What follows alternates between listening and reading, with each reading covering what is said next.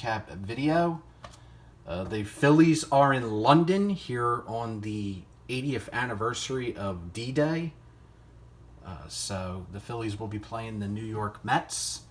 That should be really, really interesting. The Phillies are absolutely killing it this year. Let's see, they have the best record in baseball. The New York Yankees are hot on their trail for the best record, but it's just been an absolute privilege and joy to watch the Phillies this year.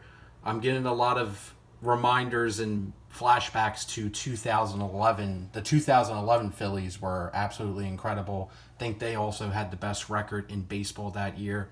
And that was the year that pretty much all the pitching fell a line. You had Doc Holliday, Cliff Lee, Cole Hamels, Roy Oswalt, and they were just absolutely killing it every single night.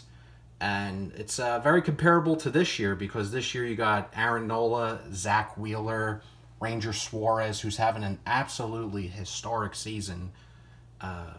Then you have Christopher Sanchez, who's doing exceptionally well. And then to round it out, you have Tajon Walker. But it's just crazy how well the Phillies are doing this year. I talk about it all the time, but if you look at the history of the Phillies, man, if you were born in the 20s and the 30s, there wasn't really much to look forward to. If you were born after the 1915 World Series with old Pete, there really wasn't much to get excited about. So you have decades and decades of just really, really bad baseball. And, you know, from 1975 to the present, has to be the best eras of Phillies baseball. So we're very, very lucky and privileged as Phillies fans. And I know there's a bunch of Phillies fans in the community. So just getting the opportunity to watch this team, to see them perform, and hopefully, unlike in 2011, hopefully we get back to the World Series and are able to go into the dusty books and get that third World Series championship. Because 2011, I always talk about 2011 because that, to me, was it was a really, really heartbreaking year. 2010, I think, is the number one from that era that really, really stings, losing to the Giants. But 2011 was just really, really crippling in the frustration department, especially because they let the Phillies swept the Braves to finish out the year, which was able to give the Cardinals the opportunity to even get into the postseason. And then they faced the Cardinals and they released a rodent onto the field, which rallied them, and the Phillies just could not get a hit to save their life. So hopefully the ending this year will be different. Looking forward to the London series. For 3 minutes, I've been talking Phillies baseball, but, you know, we're passionate sports fans here who also collect sports cards, so you have to be in tune to the sports. You have to be watching the games, and that's why we're all here. I believe that's why most of us are here, because we're passionate sports fans and we really live and die with our teams. But circling back to the National, I'm kind of all over the place. You can tell I don't follow a script here. But circling back to the National, the last time it was in Cleveland was 2018. And this was the big purchase I made from that 2018 National in Cleveland. This beautiful 101 patch relic from the 2009 All-Star game of Ryan Howard. So this was from 2010 Topps Triple Threads.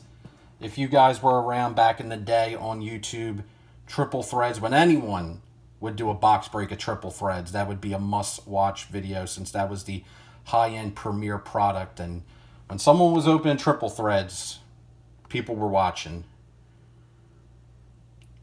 2009, 2010, 2011. Just awesome times on YouTube. And I remember I either bought this on the Thursday or Friday. I remember I needed $20. I was $20 short. So I think Mike O slid me $20, and then I was able to pay him back that night when we went to the YouTube meetup. But was able to add this beauty into the collection. That's also another reason why I really encourage people to do videos and to document their experiences at card shows or at the National, or their just collection in general, because my recollection from 2008 might not be 100% accurate. So I can just go back to the video, see what day I picked it up, see how much I purchased the card for, and, just document everything, just remember everything. Because 5, 6, 7 years later, some of the small details might not be as accurate from drawing from memory. Now let's get into the 3 pickups. So the first one here, and by the way, if you're still hanging around, I do greatly appreciate it. The first card here, bought this from a Canadian seller, which is why I think I got this for the price I got it for. But really pleased to add this one into the collection. This is from 2011 Topps. This is the Cognac Diamond Anniversary and a PSA 10 of Robin Roberts. Just a classic image there of Robin Roberts. Fun fact, my original YouTube avatar before the Hound was actually Robin Roberts. This same image, one of his autograph cards had this same image used, and had that card as my avatar for over like 10, 12 years until I changed it maybe like six years ago to the Hound from Game of Thrones. But just a really cool card. I believe this is a Pop 1 or 2 in a PSA 10. So just beautiful shine there on the Robin Roberts.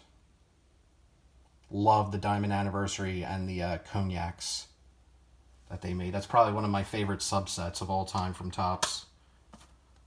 Next is a card that I just coincidentally just came up in the algorithm on YouTube, on eBay. Caught my attention, so figured I'd buy it. This is from 2023 Bowman Chrome.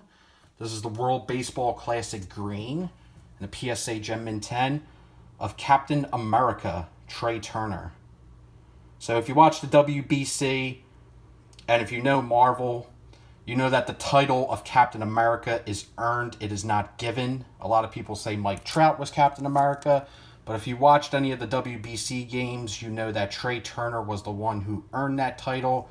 He had a crazy WBC, won them several games, putting the team on his back, while a lot of the other players were struggling and not producing. But the American flag there, draped behind him, just a crazy run. Unfortunately, we couldn't get the job done against Japan, and I think the outcome might have been different if Trey Turner was up there against Ohtani and not Mike Trout. But what a run that Trey Turner had in the WBC. Mr. Captain America. Incredible. That's why we watch the games, fellas. And the last card here, so this is a big divergence from, I just showed 2 modern cards. Now we're going to spin back the clock all the way to 1933. This is a pretty rare card. This is the E285 Rittenhouse Candy. So these were candy cards. I'm not sure what they were inserted in, but I was the only one who bidded on this card, and I was incredibly surprised about that. I looked into the PSA Pop because I was just curious how many of these were graded. There's only been 5 graded by PSA, and they all have the same grade. They're all authentic. So this is the Chuck Klein from the E285 Rittenhouse Candy. And it came back authentic. So it was like I believe this was a game. Babe Ruth's in this set, I know, and Jimmy Fox is in this set. Chuck Klein, the reason I picked it up, is a Philadelphia Philly, also a Hall of Famer. He was pretty much the lone bright spot of the Phillies for in the 30s. He was the only reason to go to Baker's Bowl. There's the back of the card. It has an eye printed on the back. But I think it got the authentic grade because it looks like the top here. Somebody did something nefarious, I think, to the top of the card, because it definitely looks like it is cut uneven. But on a card this difficult to find, like this is the first time I saw this card. Didn't even know of its existence until I was searching out Chuck Klein cards, and just was dumb luck to happen to be in the right place at the right time to add this into the collection. So really, really cool. Chuck Klein is definitely someone I want to pick up more cards of. Mostly because he had a very great career with the Phillies. He's a Hall of Famer. He represents an era of Phillies history that definitely gets forgotten about just because the Phillies of that time were so awful.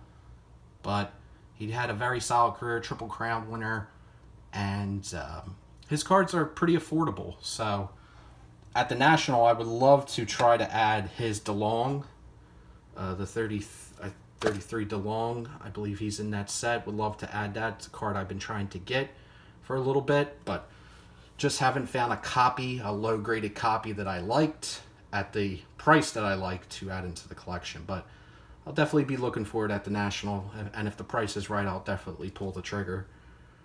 If you are going to the National in Cleveland, remember that the meetup is going to be at the American Legion Hall, Baseball Collector, the meetup on Thursday, American Legion Hall. So get amongst that because the crisis was averted, thankfully. And yeah, looking forward to that. That place is never going to be the same after that weekend.